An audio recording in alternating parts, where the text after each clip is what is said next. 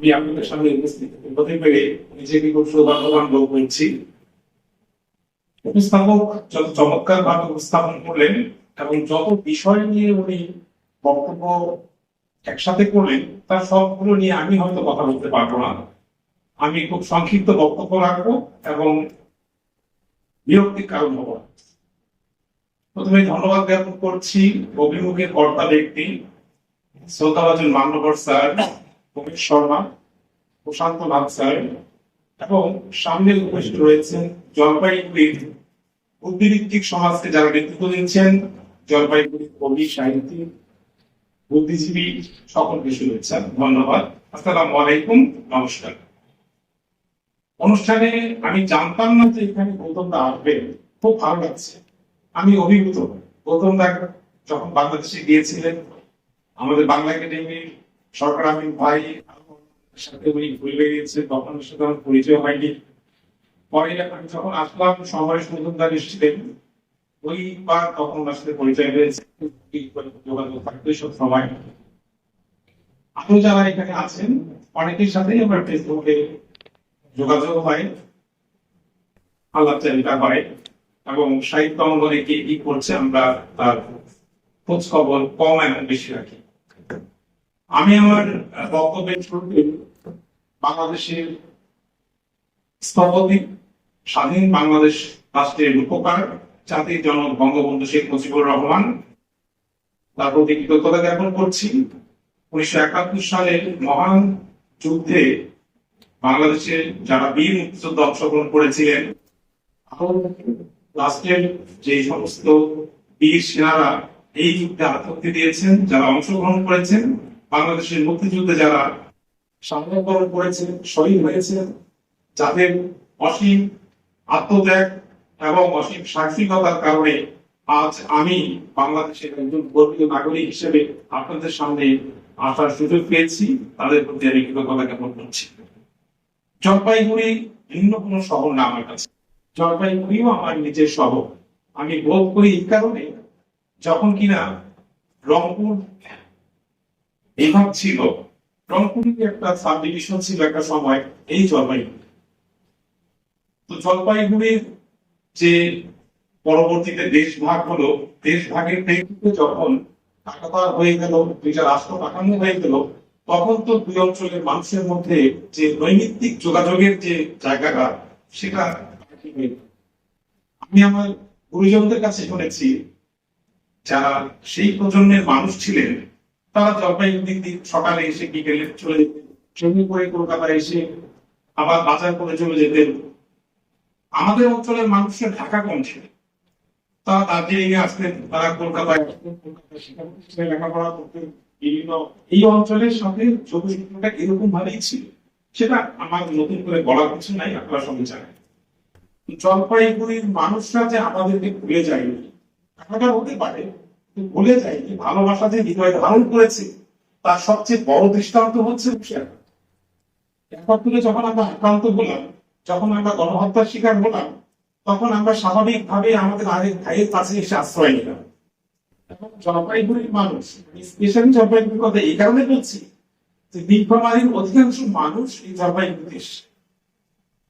আমি এই কথাগুলো একারণেই বলতে পারছি, লাস্ট সর্বশেষ 5 বছর আমি মুক্তিযুদ্ধ নিয়ে গবেষণা করছি। অনেকে জানবেন জাহাঙ্গীরনগর বিশ্ববিদ্যালয়ে পিএইচডি গবেষণা করছি, গবেষণা আমার সম্পূর্ণ হয়েছে। আমি সেই গবেষণায় দেখেছি কিভাবে মানুষ এখানে এসেছেন এবং জলপাইগুড়ির সাধারণ মানুষ তাদেরকে আশ্রয় দিয়েছেন, খাদ্যের ব্যবস্থা করেছেন, জলপাইগুড়ির মানুষ তাদেরকে সুরক্ষা দিয়েছেন, সরকার সুরক্ষা দিয়েছেন, আমাদের রাজনৈতিক নেতৃবৃন্দ এখানে এসেছেন, এসে এখানে আশ্রয় নিয়েছে, সবকিছু তারা দিয়েছে। আপনাদের এখানে যে কাশিয়ান আছে, সেখানে ইন্ডিয়ান মিলিটারি ফোর্স ট্রেনিং এর ব্যবস্থা করেছে।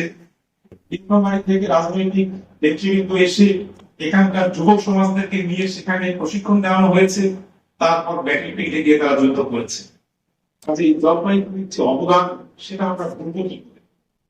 প্রজন্ম থেকে প্রজন্ম যাবে, 10 বছর, 50 বছর, 100 বছর, যুগ যুগান্ত হয়ে যাবে। নীলফামারীর মানুষ, বাংলাদেশের মানুষ অবনত মস্তিষ্কে স্বীকার করবে এই অঞ্চলের মানুষের অবদান, এই অঞ্চলের মানুষের এই অসীম অবদান চিত্তে সবসময় পালন করি, আমাদের হৃদয় ধারণ করি। আমি বেসিক্যালি এসেছিলাম জলপাইগুড়ি বার অ্যাসোসিয়েশনে আমার লেখা কিছু আইনের বই তাদের লাইব্রেরিতে সংরক্ষণ করার উদ্দেশ্যে আমি তাদের সাথে যোগাযোগ করেছি। তো এটি আমার কাছে মানে খুবই আনন্দদায়ক ঘটনা যে অভিমুখের মতো একটা সংগঠন, সামাজিক সংগঠন আমাকে এত বড় সম্মাননা দিচ্ছে।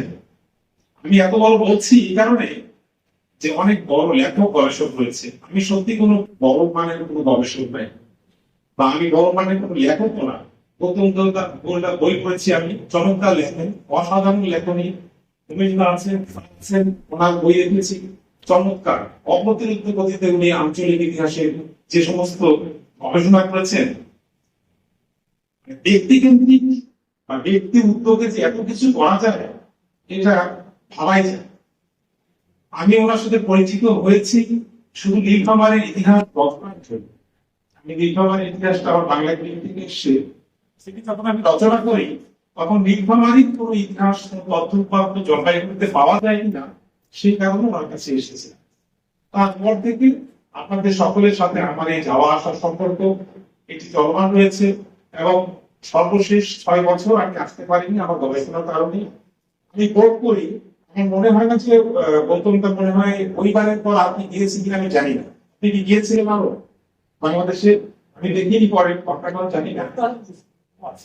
এই যাওয়া আসাগুলো আমাদের যত ইজি করা যায়, এটি আমাদেরকে তো রাষ্ট্র সুযোগ করে দিবে না, রাষ্ট্র বলবে না আমাদেরকে অর্থনৈতিক সহায়তা দিয়ে যে আপনি যান এখানে ঘুরে আসেন। আমরা যারা কবি, সাহিত্যিক, লেখক, গবেষক আছি, আমরা ঘন ঘন যাওয়া আসা করি, তাহলে আমাদের ভিতরের যে জায়গাগুলো আছে সেগুলো সমৃদ্ধ থাকে। এবং আমরা পারস্পরিক বললাম যে বাংলাদেশের অনেকগুলো গুরুত্বপূর্ণ দিবস আছে, এই দিবসগুলো শুধু আমাদের দিবস না, বাঙালি হিসেবে আপনাদেরও পালন করা হচ্ছে। ভাষা দিবস এবং আন্তর্জাতিক মাতৃভাষা দিবস হয়েছে, এটি আপনারা পালন করতে পারেন। আমাদের বাংলাদেশ থেকে কিছু যারা লেখালেখির সাথে সম্পৃক্ত আছে তাদেরকে নিয়ে আসতে পারেন, আপনারাও আমাদের অনুষ্ঠানে আসতে পারেন। সবসময় যে ঢাকা কেন্দ্রিক অনুষ্ঠানে জয়েন করতে হবে এমন না, রংপুরের অনুষ্ঠানে পার্টিসিপেশন করলেন, আমরা জলপাইগুড়ির অনুষ্ঠানে আসলাম। এইভাবে আমাদের মধ্যে যে দুঃখ বোধ রয়েছে যে বাংলাটাকে আমাদের গঠন করা হয়েছে, পাঠন করা হয়েছে, এই দুঃখ বোধ আমরা লাঘব করতে পারবো। এবং অসাম্প্রদায়িক যে চেতনা বাংলাদেশে যেটি পুরে খাচ্ছিল মাননীয় প্রধানমন্ত্রী শেখ হাসিনা ক্ষমতায় আছে আজকে 3 সাল থেকে, এই জায়গাগুলোকে সুরক্ষিত করা হয়েছে। এই জায়গাগুলোকে এখন অনেকটাই আজ থেকে 20-25 বছর আগের বাংলাদেশের যে বর্তমান বাংলাদেশ অনেক উদার গণতান্ত্রিক মডেলের বাংলাদেশ, জামাত বিএনপির যে কালো ধাবা সেখান থেকে মুক্ত পুরোপুরি হতে না পারলেও দমন করা সম্ভব হয়েছে। কাজেই এই সুন্দর পরিবেশে আমি আপনাদের কাছে অনুরোধ করব, আপনারা বাংলাদেশে আসবেন, বাংলাদেশের অনুষ্ঠানে পার্টিসিপেট করবেন, এবং আপনারা ইসলাম থেকে শুরু করে যত ধরনের কথা প্রসঙ্গ এখানে নিয়ে আসবেন, এই সমস্ত অনুষ্ঠানগুলোতে আমাদেরকেও পার্টিসিপেশন করার সুযোগ করে দেন। এখানে কিন্তু আমি আজকের প্রোগ্রাম আপনারা সম্মানিত করেছেন ঠিক আছে, কিন্তু আমি কিন্তু স্বেচ্ছায় এসেছি, স্বেচ্ছায় আসার পরে তারপরে বিষয়গুলো আলোচনা করছি। এগুলোকে আরো সরলীকরণ করতে হবে, জানাশোনা রাখতে হবে। আমরা তো আপনাদের প্রতিবেশী, একেবারেই বাড়ির কাছে মানুষ, তো আমাদের থাকা এটি নৈতিকতা বিরোধী, এটি আমাদের অধিকার এবং আপনাদেরও অধিকার। আপনাদেরকেও আমাদের উচিত হবে বিভিন্ন আনুষ্ঠানিকতায় আমাদেরকে সম্পৃক্ত করা। আমি বক্তব্য দীর্ঘায়িত করবো না, আমি কথা বাড়াবো না, আমার বক্তৃতা শেষ পর্যায়ে চলে এসেছি। সকলে ভালো থাকবেন, সুন্দর থাকবেন। আর এই চমৎকার অনুষ্ঠানে সম্মানিত করার জন্য আমি আহ্বান করছি। সৃষ্টিকর্তা আমাদের প্রত্যেকেই সকলে ভালো থাকবেন। আসসালামু আলাইকুম, নমস্কার।